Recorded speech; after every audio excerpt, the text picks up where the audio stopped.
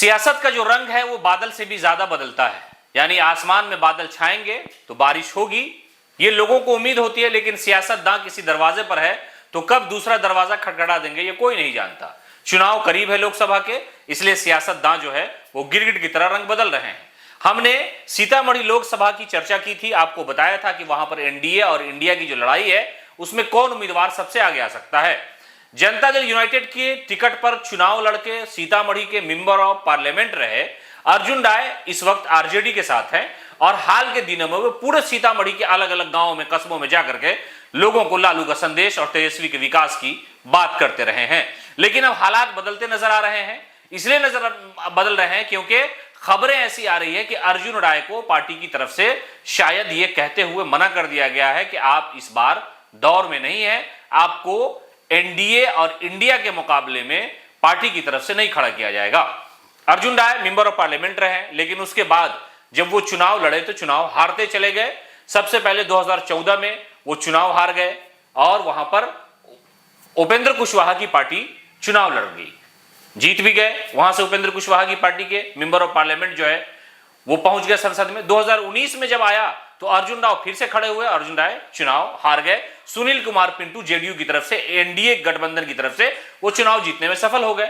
उसके बावजूद 2024 में जब चुनाव होना है और इस बार इंडिया गठबंधन बड़े पैमाने पर बना है तो ऐसा लग रहा था कि अर्जुन राय चुनाव लड़ेंगे, पार्टी उन्हें खड़ा कर सकती है, चुनाव लड़वा सकती है।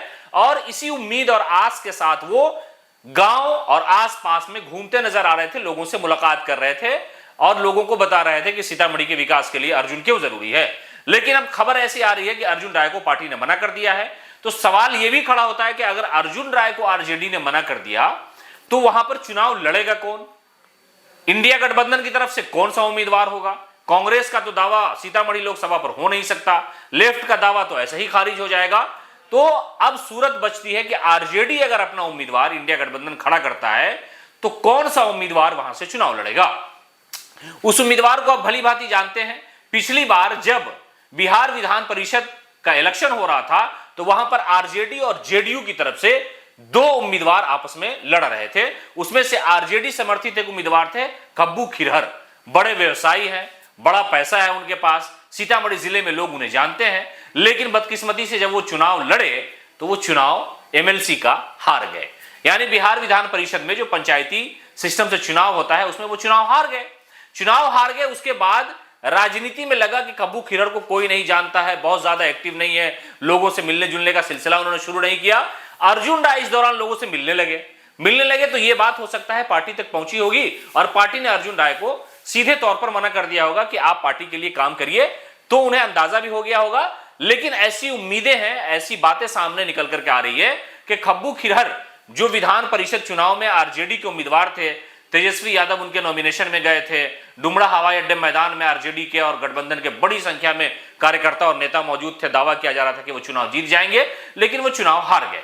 अब लोकसभा में कब्बू खिरहर पर आरजेडी यकीन कर सकती है, भरोसा कर सकती है और उन्हें चुनाव लड़वाया जा सकता है। तो सीतामढ़ी लोकसभा सीट से इस बार आरजेडी यानी इंडिया गठबंधन अपने उम्मीदवार कब्बू खिरहर को फिर से एमएलसी चुनाव में हार के बाद जीत के लिए उतारने की पूरी कोशिश करेगी।